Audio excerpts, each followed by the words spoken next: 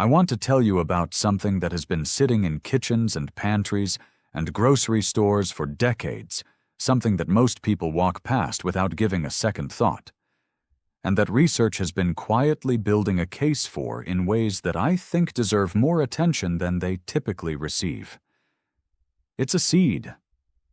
Small enough to hold a dozen in the palm of your hand. Inexpensive enough that a year's supply costs less than most people spend on supplements they've been told will change their lives. It has no dramatic origin story, no celebrity endorsement, no marketing campaign behind it that I'm aware of. It is, in many ways, the opposite of fashionable. And yet, when I look at what we understand about its nutritional composition, about how it interacts with the body's fundamental systems, about the kinds of things it seems to support when consumed consistently as part of a reasonable diet, I find myself thinking that it deserves a longer, more honest conversation than it usually gets. Today, I want to have that conversation. I should be clear from the beginning about what this conversation is and what it isn't. I'm not here to tell you that this seed will treat or cure any condition. I'm not going to make promises that the evidence doesn't support, and I'm not going to suggest that any single food, however nutritious, substitutes for the broader context of how someone lives and eats and moves through their life. What I am going to do is explain, in as clear and grounded a way as I can, what this seed contains, how those components interact with the body, and why that matters for people who are trying to support their health thoughtfully. Not through dramatic intervention, through the accumulation of small, consistent, reasonable choices over time. The seed I'm talking about is flaxseed, or, depending on where you are in the world, linseed, the same thing by a different name. Small, oval, golden, or brown, with a glossy surface and a mild, slightly nutty quality when freshly ground. It has been cultivated for thousands of years, used in ancient societies for both food and fiber, and has been a quiet presence in human nutrition far longer than most of the supplements that currently occupy the wellness space. What makes it interesting, from a physiological standpoint, is not any single dramatic compound. It's the convergence of several things: fiber, fatty acids, and a particular class of plant compounds that happen to address some of the most common areas of nutritional concern in the modern diet. Let me explain each of those, because I think the explanation matters more than the conclusion. Start with fiber, not because it's the most exciting component, but because it may be the most consequential, and because the state of fiber consumption in most modern populations is genuinely worth paying attention to. The recommendation for dietary fiber intake in adults is around 25 to 38 grams per day, depending on age and sex. Most adults in developed countries consume somewhere between half and 2/3 of that. This is not a small gap. It's a consistent, chronic shortfall that has been documented across nutritional surveys for decades, and it has real implications for how the body functions in ways that are more fundamental than most people appreciate. Fiber does several things. It slows the passage of food through the digestive tract in ways that affect how nutrients are absorbed. It feeds the community of microorganisms that live in the gut microbiome, providing the substrate that those organisms need to produce compounds that influence everything from immune function to the integrity of the intestinal lining to certain aspects of mood and cognitive function. It adds bulk and moisture to digestive contents in ways that support regular elimination. And certain types of fiber, specifically the soluble kind, which dissolves in water and forms a gel-like substance, have been associated with modest effects on blood cholesterol levels in some people. Flaxseed contains both soluble and insoluble fiber. A single tablespoon of ground flaxseed provides around 2 grams of fiber, which is not enormous in isolation, but which, when added consistently to a diet that is already trying to meet fiber targets, contributes meaningfully. And the soluble fiber in flaxseed is a type called mucilage, which is particularly effective at forming that gel-like consistency in the digestive tract. I want to be measured about what this means in practice. Fiber from flaxseed is not a cure for any digestive condition, and I would not suggest treating any gastrointestinal problem with dietary modification alone without medical guidance. But for the many people who are simply not consuming enough fiber through their everyday food choices, which is most people, adding a reliable source of both fiber types to the daily diet is a genuinely sensible thing to do. The second component worth understanding is the fatty acid profile. Flaxseed is one of the richest plant-based sources of a fatty acid called alpha-linolenic acid, which belongs to the omega-3 family. Most people have heard of omega-3 fatty acids in the context of fish and fish oil, and for good reason. The long-chain omega-3s found in fatty fish, EPA and DHA, are the forms most directly supported by a substantial research base. But alpha-linolenic acid, the shorter-chain plant version, is the precursor from which the body can, to some extent, produce those longer-chain forms. I want to be honest about what the evidence says here because I think precision matters. The conversion of alpha-linolenic acid to EPA and DHA in the human body is not highly efficient. It varies between individuals, is influenced by a number of dietary and genetic factors, and should not be assumed to provide the same effects as consuming EPA and DHA directly. People who rely on plant sources of omega-3 exclusively should be aware of this limitation. That said, alpha-linolenic acid is itself an essential fatty acid. Essential meaning the body cannot produce it and must obtain it from food. And for people who do not regularly consume fatty fish, flaxseed offers one of the most concentrated plant-based sources available. 2 tablespoons of ground flaxseed contain more alpha-linolenic acid than is typically found in the commonly cited daily adequate intake for this nutrient. The broader family of omega-3 fatty acids has been studied extensively in relation to inflammation, specifically their role in the body's complex system of managing inflammatory and anti-inflammatory signaling. Chronic, low-grade inflammation is implicated in a wide range of conditions that become more prevalent with age. I'm not going to claim that consuming flaxseed will address inflammation in any particular person. The picture is far too individual and complex for that kind of statement. But the general principle that the balance of fatty acids in the diet influences inflammatory biology is well supported. And for someone whose diet is already weighted heavily toward omega-6 fatty acids, which describes most people who eat a typical Western diet, adding a source of omega-3s has a straightforward nutritional rationale. Now I want to talk about the component that I find most scientifically intriguing and that most people who know about flaxseed have never heard of: lignans. Lignans are a type of polyphenol, a broad category of plant compounds that includes many of the molecules associated with the health benefits of things like berries, tea, olive oil, and red wine. Flaxseed contains lignans in a concentration that is quite remarkable compared to other plant foods, estimated to be anywhere from 75 to 800 times the amount found in most other foods commonly considered good sources of polyphenols. That range reflects the significant variation between different preparations and varieties of flaxseed, but even at the lower end, the concentration is notable. When lignans are consumed, they are metabolized by bacteria in the gut into compounds called enterolignans, specifically enterodiol and enterolactone.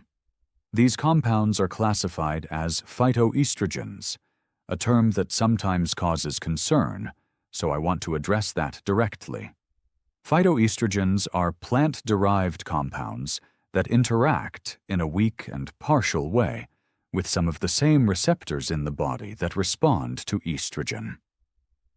The word estrogen in that description can create alarm, particularly in the context of conditions where estrogen balance is a consideration. But the relationship between phytoestrogens and the body's hormonal systems is considerably more nuanced than the word suggests. The research on lignans specifically, as distinct from the broader category of phytoestrogens, which includes things like the isoflavones in soy, is still developing.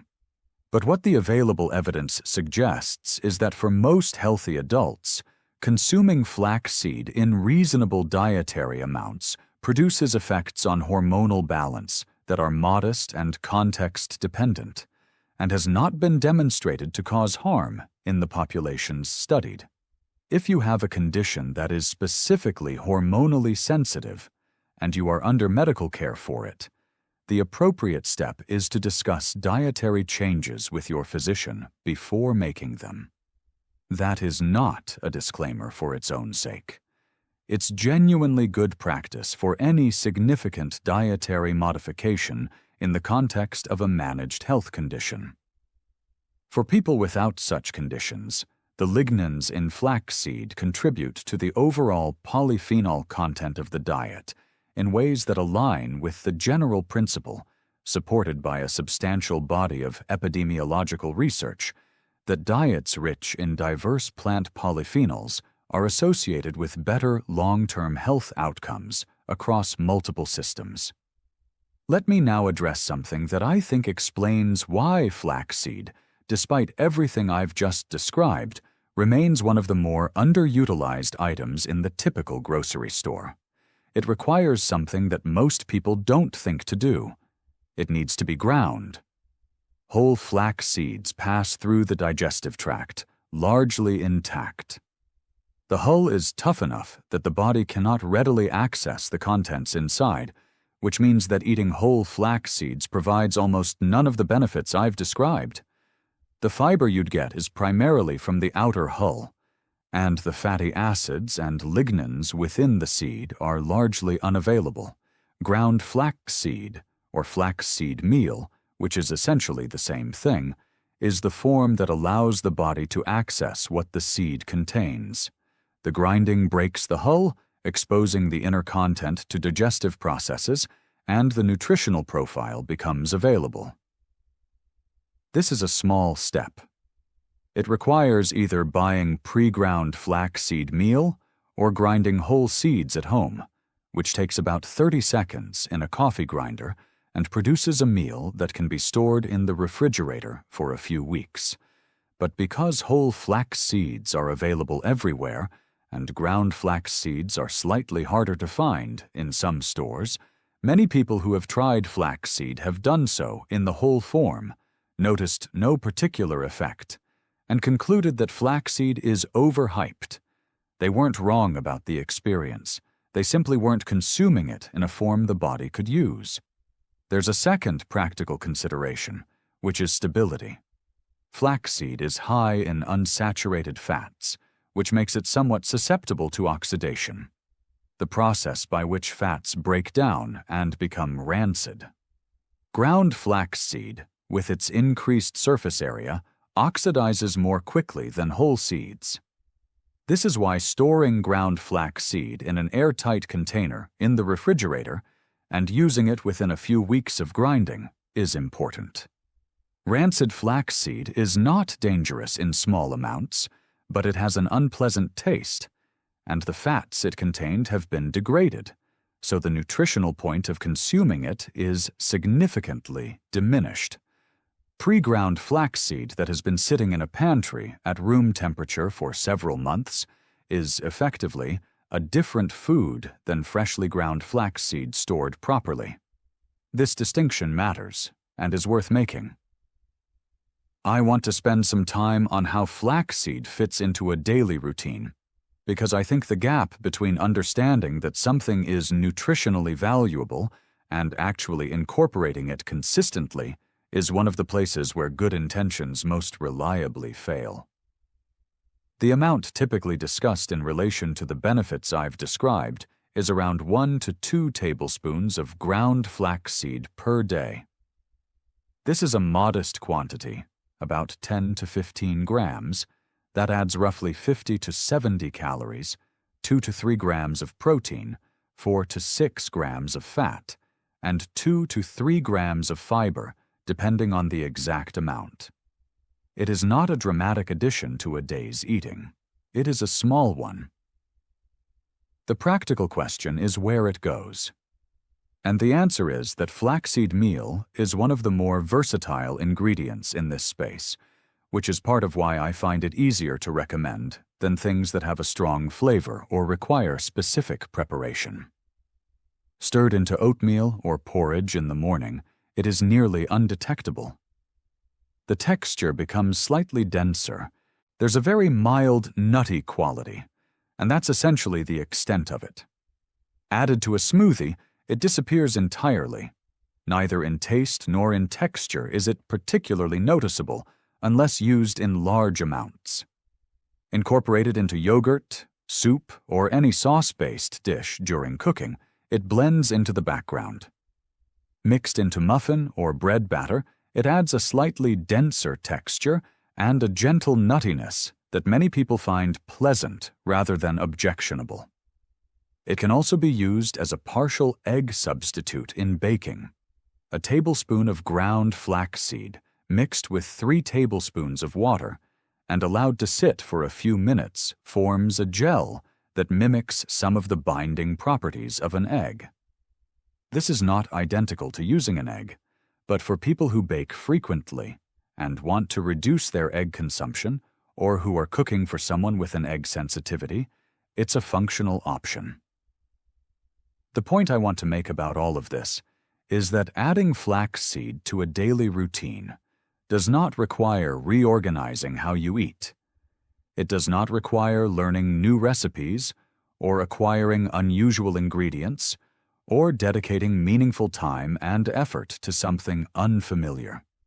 It fits into what most people already do in the spaces that are already there without adding friction. And in my experience, the changes that actually stick, the ones that accumulate into genuine sustained effects on health over months and years, are almost never the dramatic overhauls. They're the small additions that require almost nothing to maintain once established. A tablespoon of ground flaxseed in the morning oatmeal is the kind of thing that, once it becomes part of the routine, simply happens, without thought, without effort, without the daily decision-making that more demanding changes require. I want to pause for a moment and say something about the broader context, because I think it's important to hold all of this in proportion. Flaxseed is not a solution to anything. It is a food, a nutritious one, with a profile that addresses some of the more common gaps in the modern diet: insufficient fiber, insufficient plant-based omega-3s, insufficient polyphenol variety. It fits into a healthy eating pattern the way that any individual nutritious food fits, as one element among many, contributing something that, along with everything else, moves the overall picture in a better direction. The people who will notice the most from adding flaxseed consistently are probably the people whose current diet is furthest from meeting these nutritional needs, people who eat relatively little fiber, who rarely or never consume fish or other omega-3 sources, whose diets are low in diverse plant foods generally. For those people, flaxseed offers a simple, inexpensive, low-effort way to address several gaps at once. For people whose diets are already varied and fiber-rich, flaxseed adds something but perhaps less dramatically.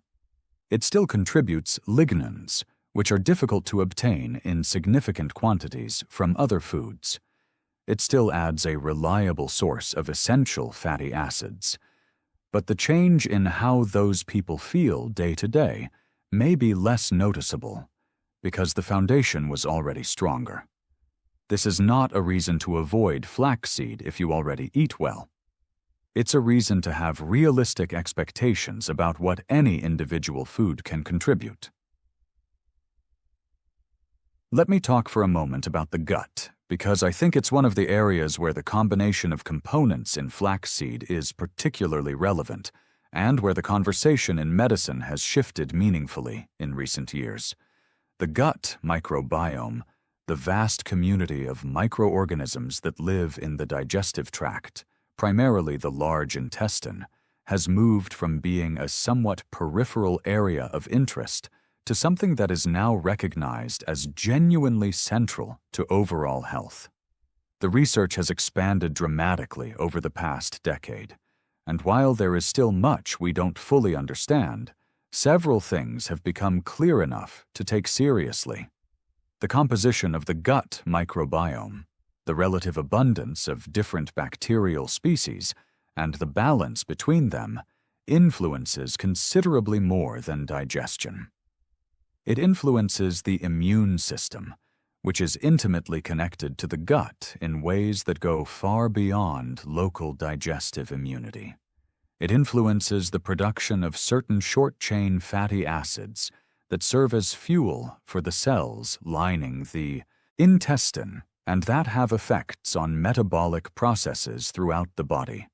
It influences, through mechanisms still being characterized, aspects of the brain-gut axis, the bidirectional communication between the digestive system and the nervous system that appears to touch on mood, stress response, and possibly aspects of cognitive function. What feeds the gut microbiome is, to a significant degree, what you eat, specifically the fiber that reaches the large intestine undigested because the human body lacks the enzymes to break down most types of dietary fiber. It passes intact to the colon, where it becomes the primary food source for the microorganisms that live there. Different types of fiber feed different populations of bacteria.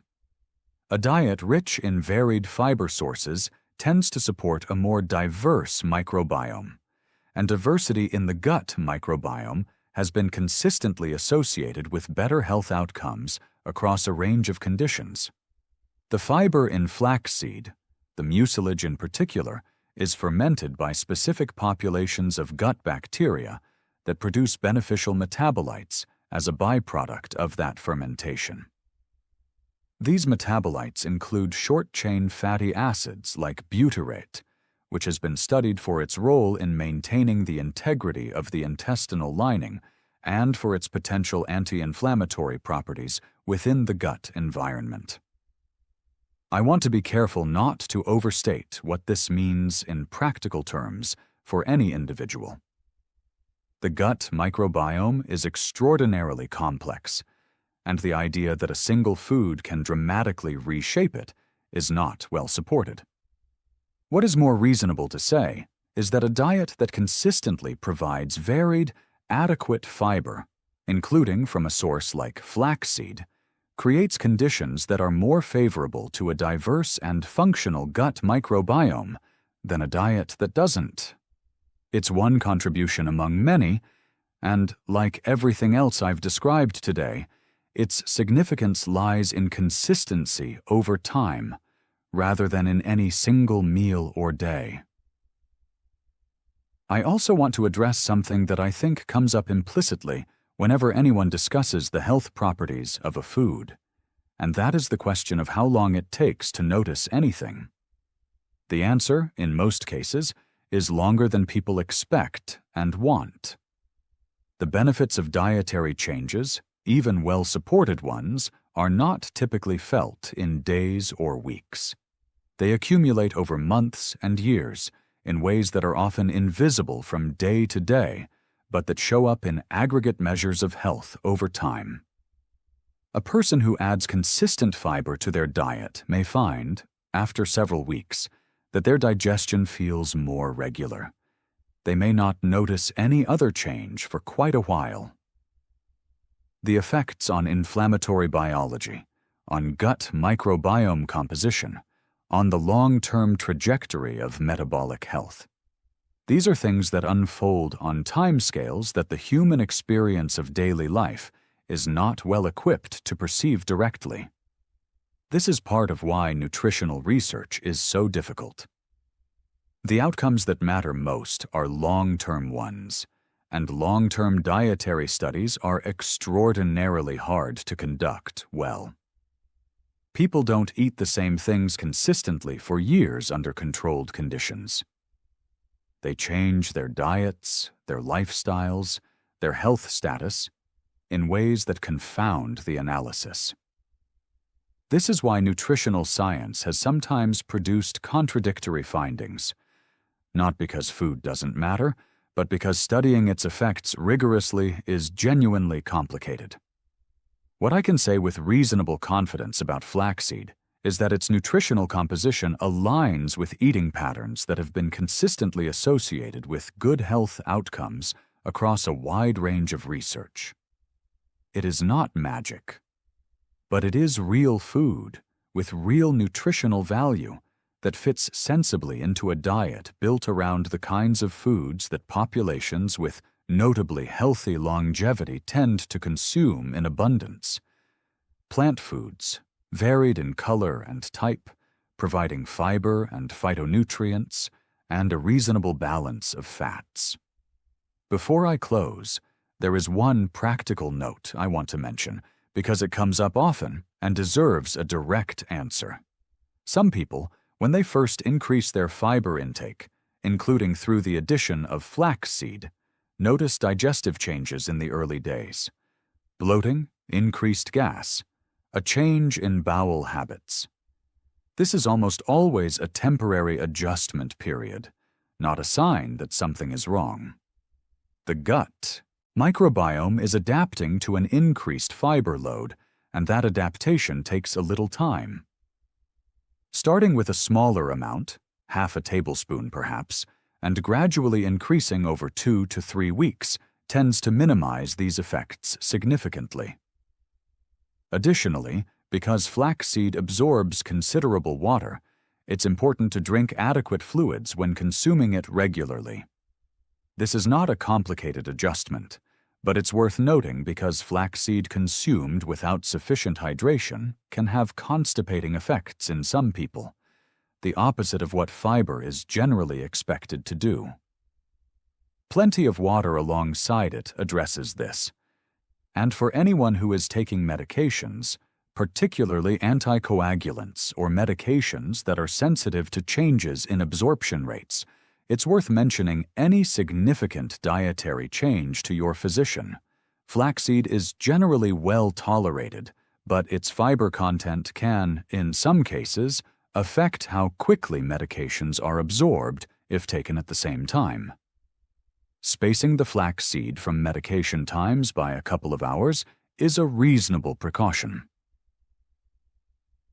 I want to close with something that I think applies to this particular seed, but also to how I think about nutrition and health more generally. We live in a time of extraordinary nutritional complexity. There are supplements and superfoods and protocols and systems, each one promising something that the last one didn't deliver. There is, understandably, considerable fatigue with all of it.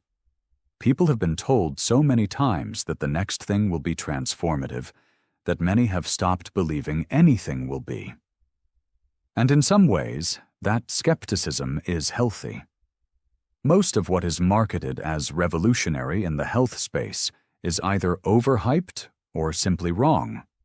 But in the genuine skepticism about dramatic claims, there is sometimes a tendency to dismiss the quiet things too. The things that don't have a marketing campaign. The things that sit on the grocery shelf without a dramatic story. The things that work, not through any mechanism that would make an interesting headline, but through the straightforward and unglamorous process of providing the body with what it needs, consistently, over time. Flaxseed is one of those things. It will not change your life in a week.